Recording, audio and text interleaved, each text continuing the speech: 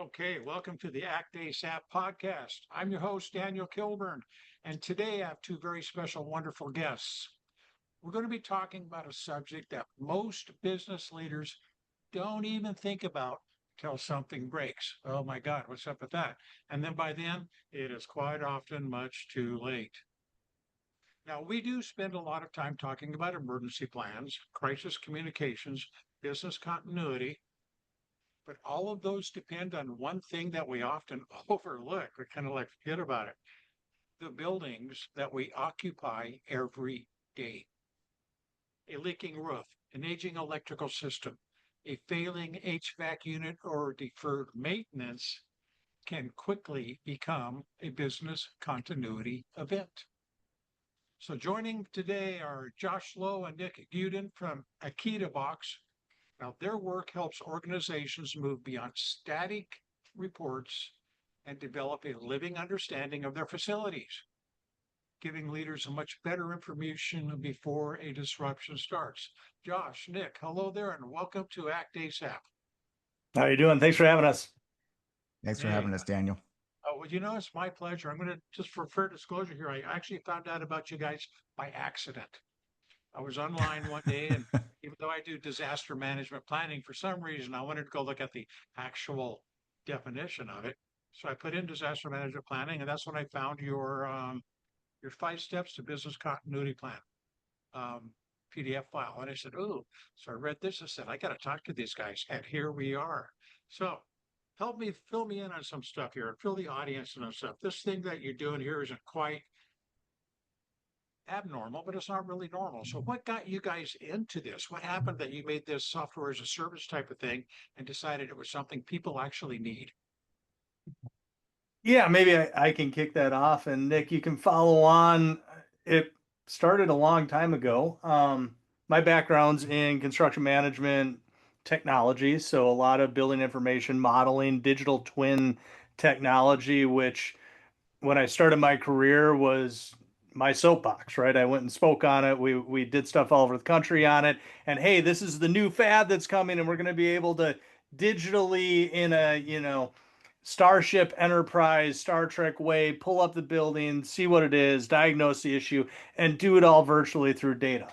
Boy, did I get my bubble burst, right? We got into reality. I started talking to owners. I'm like, hey, we have all this cool stuff in this digital model. And they're like, yeah, I'm running Windows 98 and have Internet Explorer, and I have no idea how to open that file that you just gave me. And nor do I have a facility system that even holds all of that data that you just put together at the end of construction.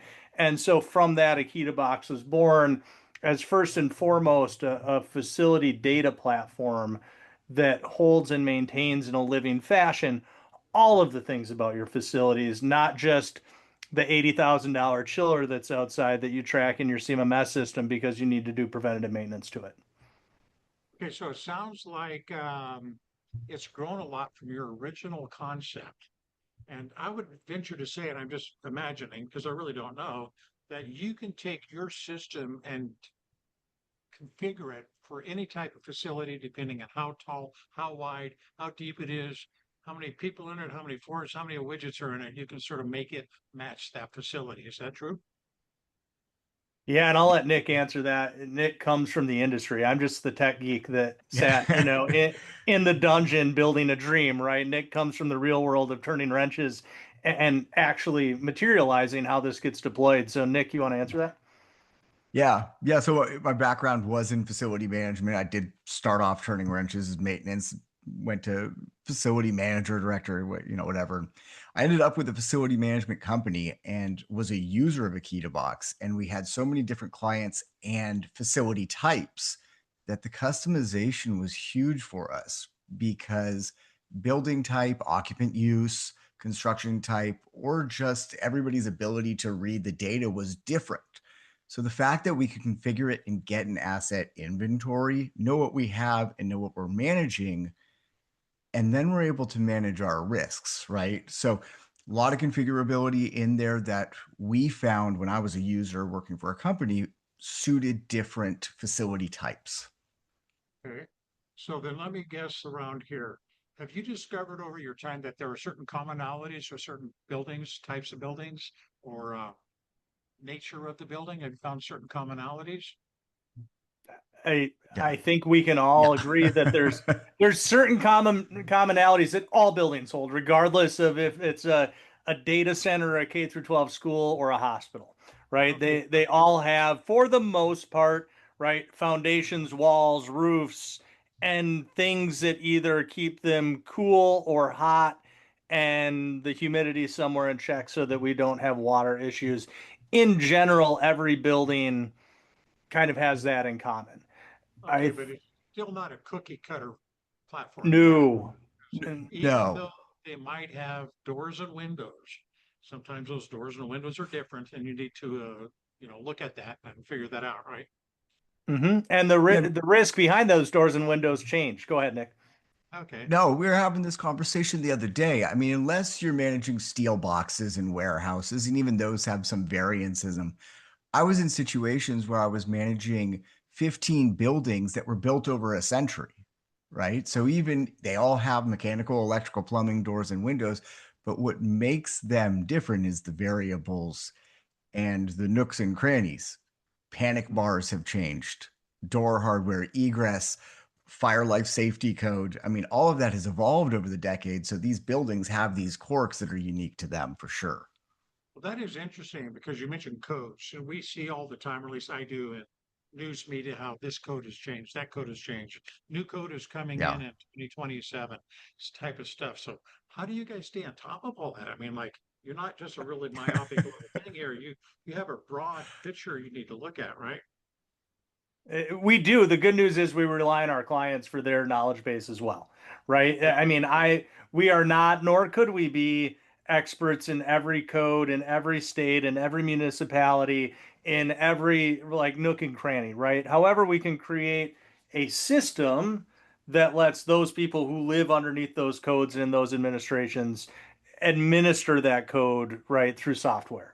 Um, we have easy ways to do that, but again, we can't be the expert on all that. We have to rely on all of our partners and all of our clients to help us fill in the gaps there.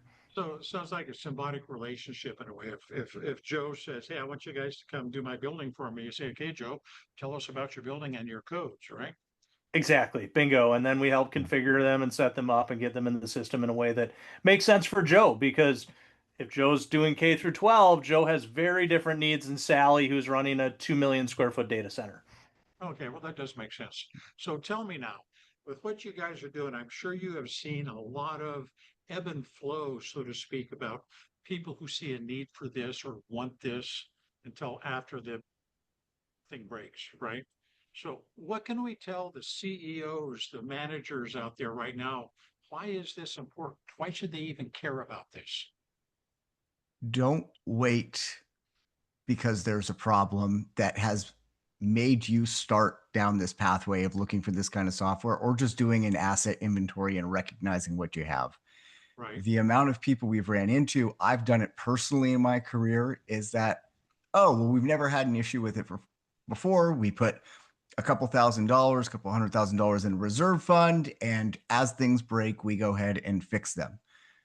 Don't wait until you have loss of operations and you're losing revenue to go out and actually know what you're managing and put together a plan for it, because far too often I think that's what's triggering the kind of initiatives to go out and do this. Josh, I mean, I think there is a trend towards that is changing, but it's not as fast as we'd like. You're right. There's more change. There's more outlook at risk, but it's not where it should be, and the concern's not where it should be. Well, Yeah. that's similar to what I see. A lot of people say, but I don't have an emergency or disaster. What do I need to plan for? So, well, Mhm. it's like, well, you get in a car wreck. Now you're going to put your seatbelt on. I don't know about that. So, so it's important then to recognize that there is a potential for an issue or a problem at some point in the future. Let's look at it before it becomes one, because we might discover some things. One is, well, it won't be a problem. Two, here's how we can mitigate that problem before it becomes a problem. And have you found that by doing the mitigation, it's absolutely cheaper in the long run than going Oh, in and fix what broke? absolutely, the mitigation's cheaper. Knowing and not just the mitigation, right? There's multiple layers, and this is the part that's hard to sometimes get people over that hump. They're like focused on one thing. look, we have people who go in all the time so they don't hit that thing that catches them off guard. And then to Nick's point, you're out of operations. You have to send kids home. You have to do whatever it is, right? Because you lost something that was critical to operations. That's one side of it. The other side of this that we've seen are the sides of the coin that, frankly, we didn't anticipate. Having a detailed record of everything that's in your building so that you can come up with a plan is one thing, but we have examples, and one example I'm thinking of specifically, which was a school that perished in the Palisades fire out in California a couple of years ago. And they were actually able to get their insurance check like that because they Yep. had picture proof, irrefutable evidence of what the value of everything in that building, the condition that it was in, and they were able to get on the road to recovery faster because they had that data. Did they mitigate the fire coming through? No, but they mitigated their risk and their ability to rebuild quicker, right? And protected that after the fact because they had it all documented. So by taking these proactive steps, they created a much faster thread of moving forward to recovery. Yes. Yeah. Okay, so all you guys out there listening to this, pick up on this here. What we're dropping down is very important. So if we're looking at your hidden risks, you guys have been doing this for a long time. Have you found that somewhere there's something hiding that we might not have thought about, or it's behind the wall or under the floor? Have certain things popped up that you've recognized over time? I'm just really curious about that. This goes to Nick's point of Yeah. it's building specific, right? And I know this because one of our very first clients at AkitaBox over a decade ago is now retired. And I had a conversation with him about a year or two ago. And he started laughing. And I was like, hey, Don, how's it been going since you've been retired? He's like, I still get 3 phone calls a year. I go, what do you mean? He's like, there are hidden things in those buildings that unless you were there watching it be installed, you actually have no idea how to explain it to the person of how to find the issue. And one example of that is he was telling me, now I'm in Wisconsin. He happened to be up in Stevens Point. It gets cold up there. We have winters. Well, they had done an addition and they needed to put in a piece of heat tape to basically go up a roof drain. Well, they were starting to get ice damming and some roof issues, and they called Don. Don's like, well, did you plug in the heat tape? They're like, what do you mean plug in the heat tape? Where do we plug in the heat tape? He's like, well, you got to go around the outside door. And he's like, when you get in between that mix space, there's a gap between the brick and the backup wall. And because when we did it, we didn't know we were going to do the brick. We thought it was going to be concrete. So the outlet's actually on the concrete wall, and you have to stick your hand back in between the brick and the concrete and feel around for the plug and then plug it in. You got to do that every fall before you start getting freezing weather. And by the way, you got to unplug it in the summer.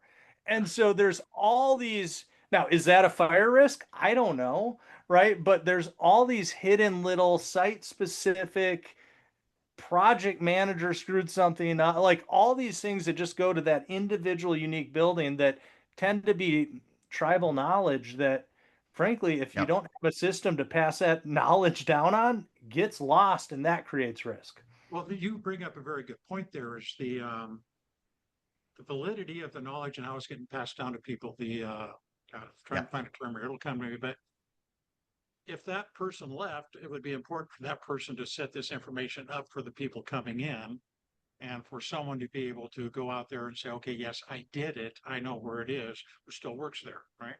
Who still works there? Yeah. Right. Yeah. Yeah. It's Yeah. it's So, the biggest risk to your point. Sorry, is institutional knowledge.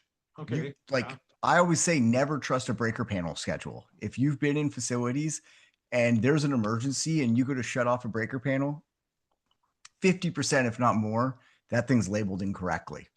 Oh, And really? you're spending 10 to 15 minutes running around trying to figure out what actually shuts off what. But Oh, yeah. that's in somebody's head. If they're off that day, it's Nick, gone. that happens in my own house and I labeled it. I was going to say that happens in the house. Well, it says stove, but the stove's still on. I don't know what's going on here. Right? So, and that can create risks by themselves. And we're not going to go get into that whole thing. So what we looked at, what we're talking about is maintaining some sort of deferred maintenance from looking at these items and making sure they work. Like ideally at some point before you ever have to plug that plug in, you want to make sure the plug is still there, right? Mhm. Yep. Yeah, So how do you you build know, that into your program?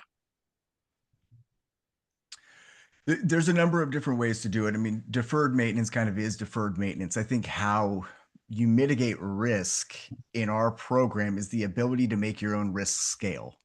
A Okay. piece of equipment is going to have different impact to different use types. So an HVAC for a common room is going to have a lot different impact than an HVAC to your server room.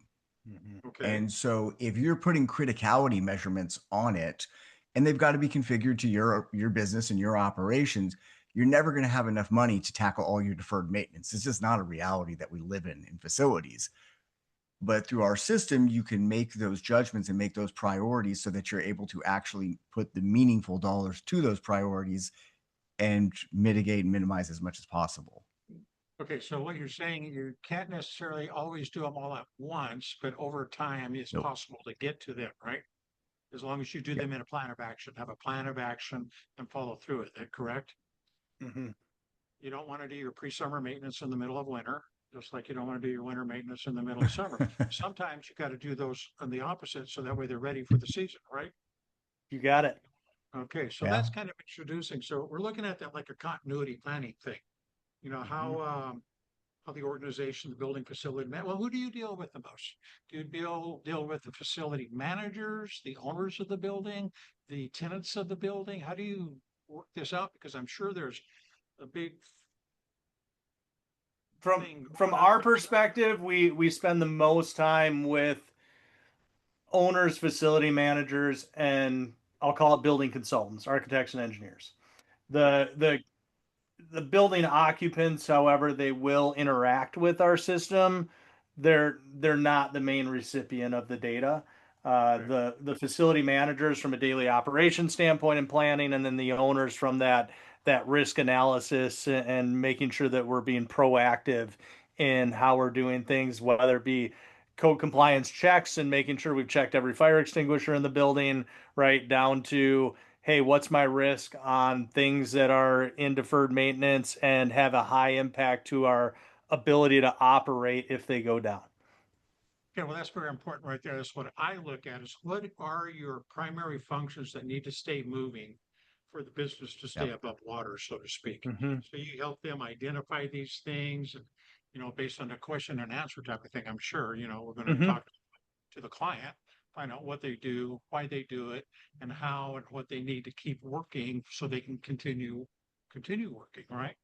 You got it. And manufacturing plant that needs to keep throughput going, and for every hour they're down, they're losing $1 million of revenue, is a much different risk equation and management problem than, your county courthouse building that I think our county courthouse, one of the toilets hasn't flushed in 3 months, and that's okay, I guess. So, right, just very different risk profiles, depending on who you are, what kind of funds you have, and frankly, what's going to happen if it goes down? Like I said, $1 million of revenue for every hour that thing's not running.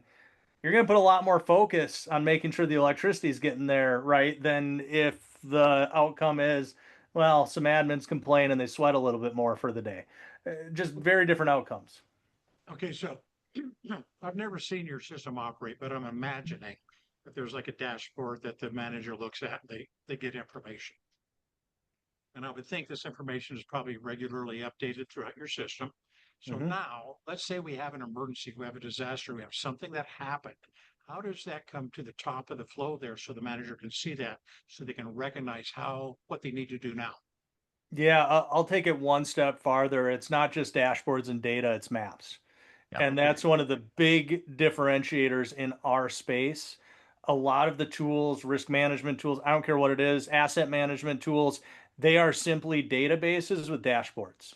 There's okay, no context. So in our Yep. world, if I have a water leak and I need to know where my main shutoff valve is, I can actually see that this bathroom is controlled by this main shutoff valve, and I can click on that valve and it goes to the map and shows me exactly where I need to navigate as somebody can go shut that off. And if you've ever been involved in a water leak, minutes matter, seconds matter, and 10 minutes of water not flowing through my building can be millions of dollars, right, of saved damages because I got to Yeah, that faster.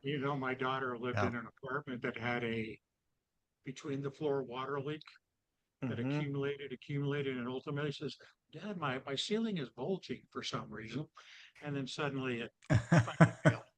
Um, Yep. but it was hidden. Nobody knew Yeah. about it. Because apparently it was somehow not dripping through it. Whoever built that ceiling or that roof did a good job. But I understand what you're saying. Having that map is crucial. It's like if you're evacuating, you want a map to know where you're going. And if you Yep. need to go somewhere. So is this a map, like let's say if I have a tablet, I pull up the application and it gives me the map, Yep. or is it a printed map? You got it. It's all in the application. Now, in theory, you can print a map, but nobody actually goes through that effort anymore. It's all tablet or Right. phone based. But yeah, I can pull it up. I can pull up my map and go find what I'm looking for. All right, that sounds like it's actually pretty good. So this is the data during the crisis. During the crisis, it's going to pull up the data you need based on your information or based on your Mhm. knowledge of what's going on, right? It's not going to direct you. It's not going to tell you what the problem is. Not yet. We're working on some Yeah. fun things though with AI that are getting more and more predictive. I always warn people though, right? This is the trap of AI is Yeah. that we everybody wants to talk about AI and how many things it can solve for us, and that's true. It's super helpful, but it relies on data that we give it. And Garbage in, garbage out, right? to our point earlier, Yeah. most people don't have a good recognition or database of what they actually have. And so asking AI to be predictive on half-baked data is only going to get us to the wrong answer faster. And so, part of the core of our system is helping people to just make sure they actually can go out and validate and map that that database in a list is really hard to go into a room and say, oh yeah, there's three things in that corner. Wait, there's a fourth thing in that corner. We don't have that. It's really hard to contextualize that data in a list form into the built environment. So having those maps and being able to do data collection so that first and foremost know what you have. That's the So, biggest risk that organizations are facing right now is they're trying to handle all this stuff that we're talking about without ever doing the basics and going and doing an inventory to know what equipment they have from a so that's baseline. the bottom line is you absolutely have to be aware.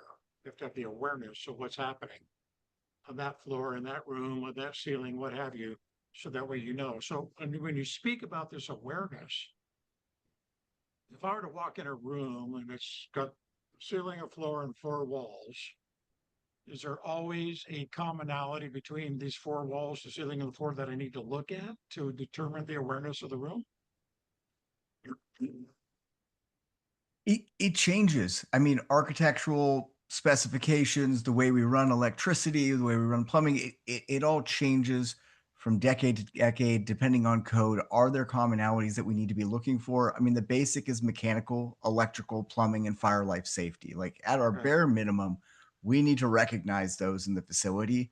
Now, in the case of your daughter's water leak, right? If we knew that there was domestic plumbing up there, it might have been identified quicker, or if there was a meter on there that could tell us there was, so it gets much deeper, but at your very basic, just mechanical, electrical, plumbing, fire life safety, which will vary, but Well, that makes sense. I do know out in California, they have some place, I don't know if they're everywhere, but they have a negometer of some sort that if a certain thing, a shock hits it, it turns off the water, it turns off the gas, it shuts everything down yep, because of the earthquake awareness. Is that Mhm. yep. common tool that can be used most anywhere based on the dynamics of the building? In I mean, theory, that's a little specialized specifically. But in Wisconsin, I don't know if we could sense a tornado hitting a building and shut all that stuff off in the same way, right? So, um, yeah, yeah, different. But I think there's some things that could be applied potentially as we get further. But as we're finding out too, electronics fail. And so thinking that we're going to have these automated shutoffs and things like that. I mean, Nick and I had a conversation with somebody in the kitchen equipment side who now they're putting sensors in everything. And guess what? Sensors in kitchen environments don't last that long, and they're finding that the equipment's breaking down faster and actually not performing in the way that the sensor was meant to reduce risk. So it's all you need to investigate all of it. You need to do your research because it's not always as simple as technology is going to fix it. Sometimes technology or finds mucking things up a little bit. Technology can be a tool to help us and to help us move forward, but it should never be a tool we rely on to do things for us, right? We need checks and balances for sure. Yeah. So when you're looking at speaking with these people, how much is communications working? You know, you start with your basic communication with the potential client, find out what they want. You Mhm. build it for them, and then you kind of have to walk away, right? Because you've got other things to do. How do you educate them to keep that communications flowing? We've already talked about the legacy of the building, the information, the long-term, short-term information. How do you instill in them to keep that communications flowing? So that way, oncoming people, new managers, new facility people are aware of it. Go ahead, Nick, handle that one. I, I think it's the purpose of the system, right? Because communication is inherently poor in a lot of organizations. It just, at least across different departments, within your own department, it might be good. And that's part of the system, is being able to document those communications or those pathways, Mm-hmm. that institutional knowledge that we were talking about, the knowledge of which breaker actually turns off what. I think that's what enables better communication. Now, the change management piece is always going to be difficult, right? But Right. when they actually see that their knowledge is being affected in a tool that now the new hire can use, and if there's an emergency, they can go find that valve. I think that's how we enable communication and continued data enrichment that happens in the system.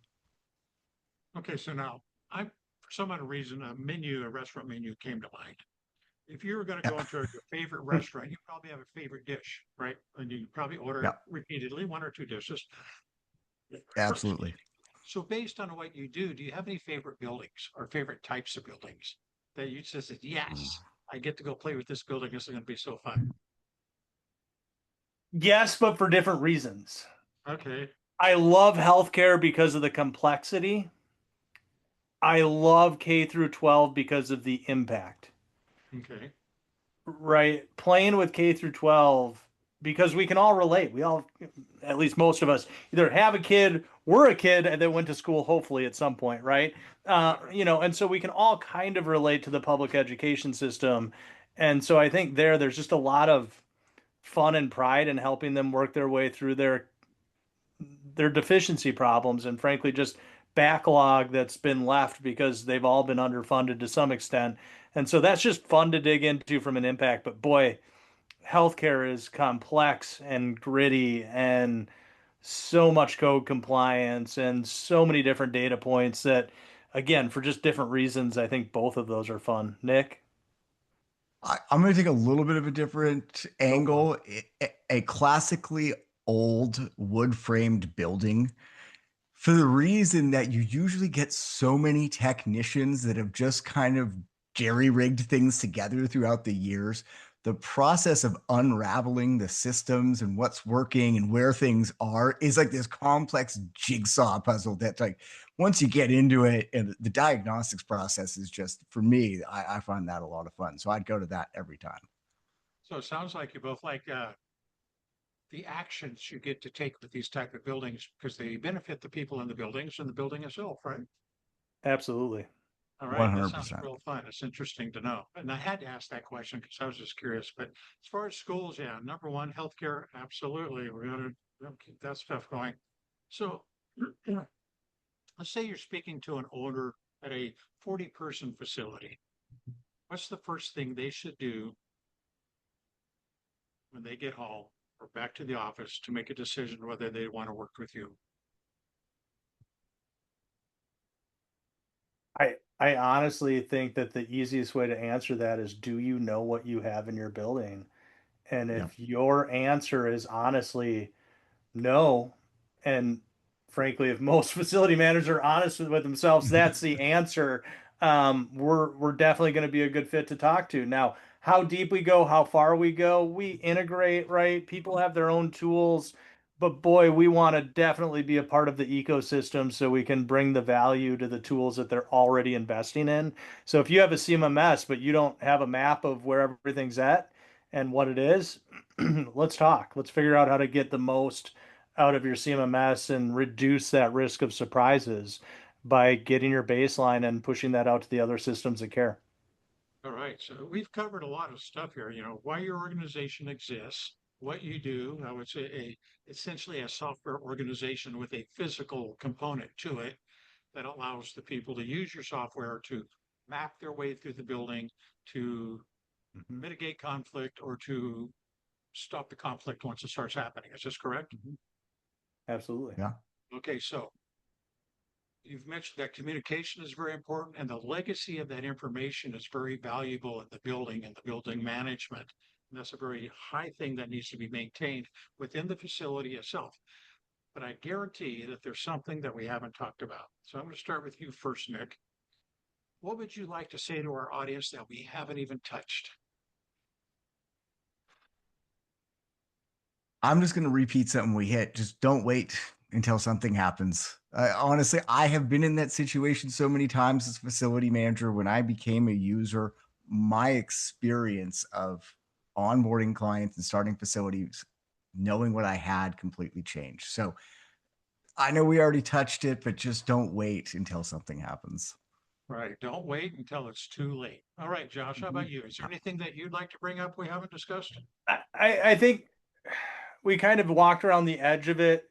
I think it's really important when we talk about compliance and code, and it's not to be understated that a lot of systems out there, like I talked about data systems where it's a list of data and things that you take action on. That's fine, but it ends up being an interface problem when you start to scale or get new hires or have turnover. And so the ability, especially from a code and compliance standpoint, to hand that iPad or that tablet to anybody who can go look at a fire extinguisher and read a gauge and say, hey, follow the map. Hey, this will show you where the next one is. Click on it, answer the 4 questions, and it's going to say green for go or red. It's going to create a work order because something failed, and then go on to the next one, and you've done your job.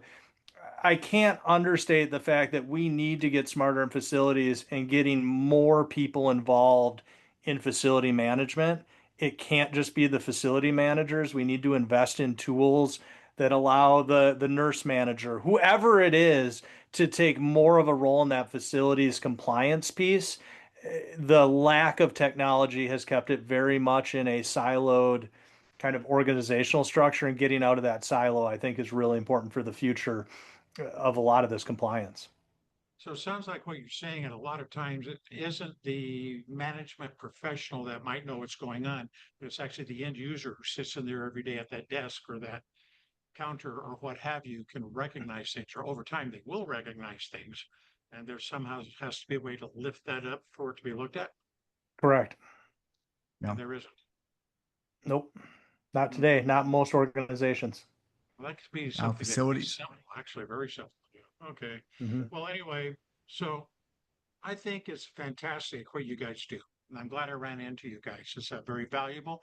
I'm definitely going to use what you taught me with my clients about doing their facility management, about what they can look at, not look at. And if I have to, I'm going to say, go talk to those guys. I have no clue. But anyway, I want to thank you for being here. Nick, Yeah, thanks Josh, for having us. I'm so grateful that you've taken the time to come talk to me and shared your valuable information. And I certainly do want the people who listen to this to learn something from it. Till next time, take care. Good Appreciate it. night, Nick. Good night, Jock. And Cheers. everybody, stay informed and stay safe.